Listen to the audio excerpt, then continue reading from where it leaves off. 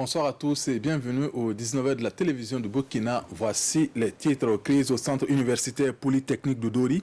Depuis le 6 juin, cet institut d'enseignement supérieur est confronté à une crise suite à la programmation des évaluations. Une programmation qui n'est pas du goût des étudiants. Pour l'instant, les différents cours sont suspendus en attendant une sortie de crise. Le constat dans cette édition et puis le cadre de concertation des organisations féminines du Burkina a vu une adoption dans la lettre et dans l'esprit de la loi portant fixation quota genre par rapport aux élections. Les femmes sont réunies à Fada pour échanger sur l'avant-projet de loi relatif aux listes de candidatures concernant ces différentes élections. Le centre universitaire polytechnique de Dori traverse une crise depuis le 6 juin, pratiquement 6 mois jour pour jour après son ouverture. Une crise consécutive à la programmation des évaluations qui ne rencontre pas l'assentiment des étudiants. Et pour le moment, les cours sont suspendus en attendant la sortie de crise. Au constat avec Ama Faisal Sissé, Pini Dienyanou et Lazare Sanou. Les amphis fermés, des vitres brisées, c'est le visage que présente le centre universitaire polytechnique de Dori. Tout serait parti de la programmation des devoirs. On a eu à programmer nos devoirs le lundi et le samedi. Donc notre chargé de mission était contre. Il ramène le devoir le jeudi. On a fait une concertation entre camarades. On a suggéré à nos délégués de partir plaider. Ils sont partis, sont revenus avec une réponse. Donc le chargé de mission dit simplement que le devoir aura bel et bien lieu le jeudi. Et comme le devoir devrait effectivement avoir lieu dans ce climat, des mesures sécuritaires ont été prises.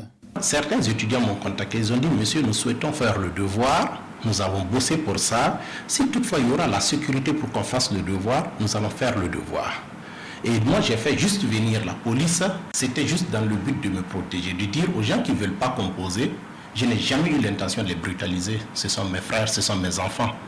J'ai dit ceux qui ne veulent pas composer, ils n'ont qu'à partir. Quand j'ai commencé à faire l'appel, et puis certains étudiants sont rentrés, d'autres disaient, écoutez, on va les voir après. On va les voir, on va gérer leur cas. Et j'ai dit, demandez seulement à la police de leur dire de partir. Mais j'ai reçu une pluie de pierres. Et si vous regardez même sur la façade d'ici, vous regardez la façade ouest de ce bâtiment, vous allez vraiment voir ça sur le mur, à part les pierres qui sont tombées sur les vitres. Pendant que nous quittions les lieux, des concertations étaient en cours pour la réouverture du centre universitaire. Les 72 heures de l'ENARC se sont déroulées à Bobo-Dioulasso. C'est une activité qui permet aux anciens et actuels étudiants de se rencontrer pour un partage d'expériences, une occasion aussi pour le public de découvrir les différents corps de métier à travers la journée des filières. Reportage Betty Binaon et Kadou Romenki. Activité parascolaire et récréative à l'endroit des étudiants de l'École nationale d'administration et de magistrature ENAM de Bobo-Dioulasso. Pendant 72 heures, les énarques de SIA vont souffler un peu et préparer la rentrée prochaine avec plus de sérénité. Nous avons invité aussi d'autres collègues, d'autres écoles sœurs, d'écoles professionnelles, mais aussi des universités privées, voilà, pour venir communier avec nous lors de ces 72 heures-là. Maintenant, lors de ces 72 heures, nous avons beaucoup d'activités, dont l'une des activités majeures est la journée des filières.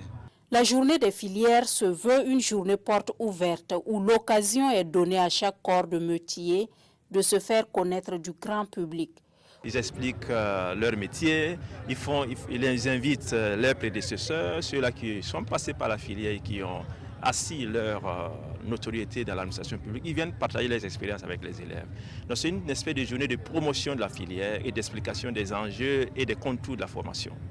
Plusieurs thèmes sont portés à réflexion, entre autres le rôle et la responsabilité du gestionnaire des ressources humaines dans la gestion et la médiation des conflits. Fin d'année scolaire à l'école Kamalfa, à Bobo-Dioulasso. Cette école s'investit depuis plusieurs années déjà dans l'enseignement numérique pour être en phase avec la tendance actuelle et pour renforcer l'impact du numérique dans le domaine éducatif. Les parents sont incités à adhérer à ce système pour un meilleur apprentissage des enfants. Kassoum Milogo et Moumouni Barou. Intégrer le numérique dans l'apprentissage à l'école. C'est l'objectif que Kamalfa s'est fixé depuis quelques années pour faire en sorte que l'ordinateur puisse contribuer à rehausser le niveau de l'enseignement au Burkina Faso. Pour le promoteur de l'établissement, il y a lieu de changer la méthode traditionnelle éducative qui n'est plus en phase avec l'évolution du monde. Dans le cas du Burkina, un pays enclavé, nous devons faire en sorte que ce pays-là puisse rattraper son retard en mettant les ordinateurs dans les salles de classe. Et comme ça, on va réduire des gaps. À l'aide de la transformation digitale qui est là, on se dit qu'on n'a pas le choix, on est obligé d'y aller. Maintenant, voir que l'ordinateur est un système éducatif de base lié même à l'environnement du pays a pu être implémenté dans le modèle numérique et aujourd'hui autonome qui arrive à surtout enseigner les enfants jusqu'à produire des résultats. Là, je me dis que c'est une prouesse qu'il faut encourager. Pour les responsables de l'éducation dans la région des Hauts-Bassins, l'enseignement à travers le numérique à Kamalfa tient compte du programme du système éducatif national. Nous avons cherché en tout cas à comprendre en fait, le fond de l'approche. Nous nous sommes rendus compte que Kamalfa utilise les programmes qui sont dans le classique, voilà, et à travers le numérique.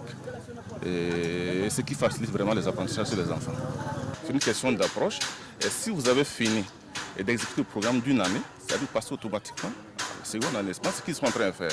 Ce qui fait que les enfants, quand ils apprennent à utiliser le programme d'une année donnée, eh bien, ils évoluent à l'autre année, dans la même année.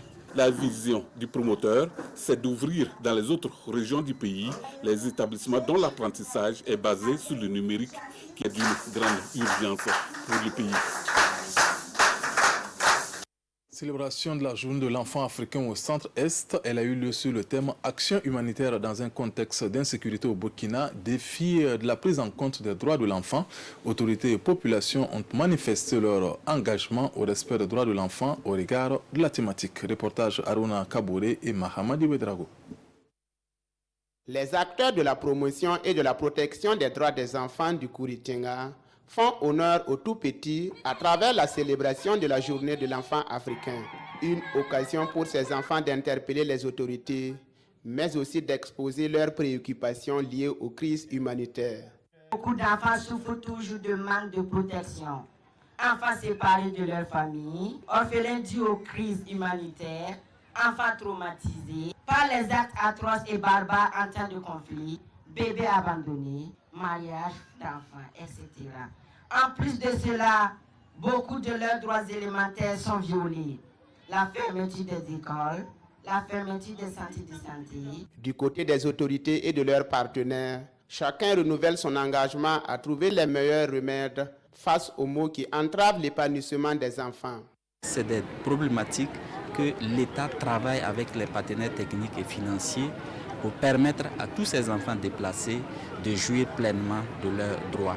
Au niveau du Kouritenga, les ONG qui existent puissent faire une coalition pour s'accompagner, parce qu'on a dit que l'union fait la force. Et si nous commençons à mettre ce que nous avons en commun, nous pensons que c'est déjà un pas gagné pour la lutte. Cette célébration est aussi marquée par la remise symbolique de vivres aux enfants déplacés du village de Tanga dans la commune de Andemtenga, le don de kits en couture et en mécanique 2 roues à des jeunes défavorisés de Koukpela et la récompense des 4 meilleures équipes d'un tournoi de football organisé en marge de la journée.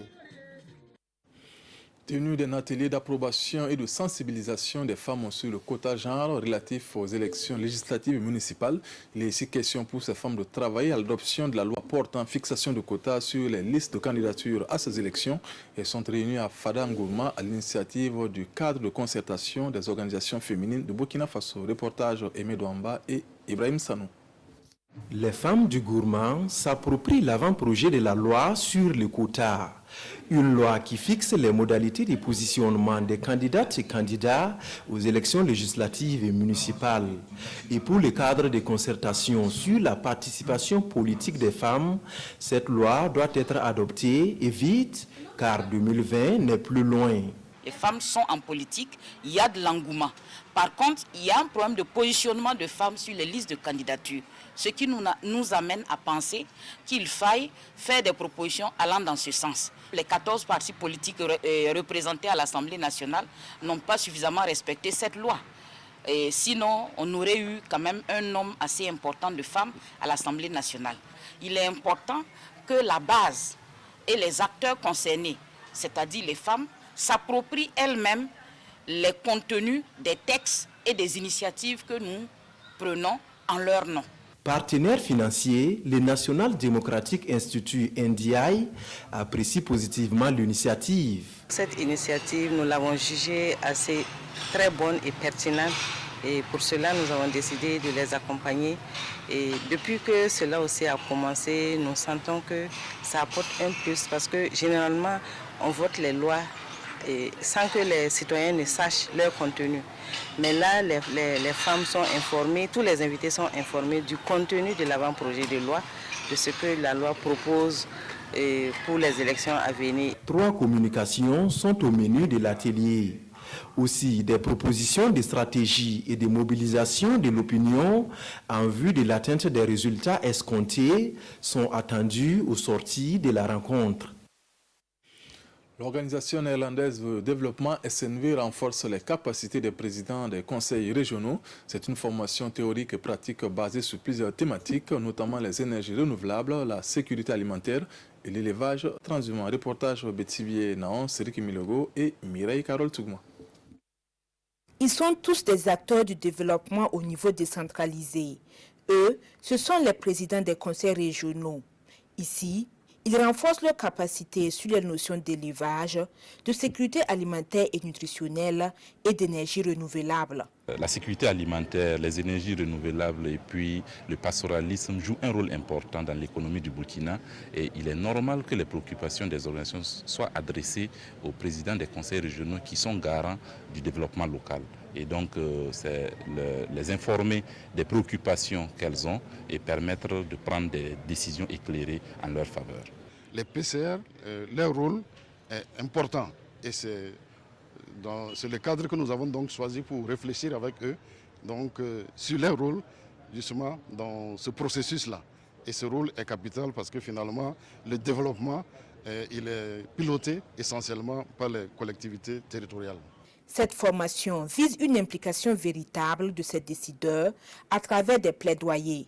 Une formation appréciée à sa juste valeur par les bénéficiaires venus des 13 régions du pays. Ce sera l'occasion pour nous de nous approprier d'abord ces terminologies et le contenu de ces terminologies et par la suite nous engager à accompagner en tout cas ces partenaires-là dans la mise en œuvre de la feuille de route qui sera arrêtée aujourd'hui. Lancé en 2016, le programme Voix pour le changement est une initiative du ministère néerlandais des Affaires étrangères. Il intervient dans 6 pays, dont le Burkina Faso. C'est tout pour ce soir. Merci de nous avoir suivis. Le 20h, c'est en compagnie de Peggy Bedraogo. Bonne suite de programme sur la RTB. Bonsoir.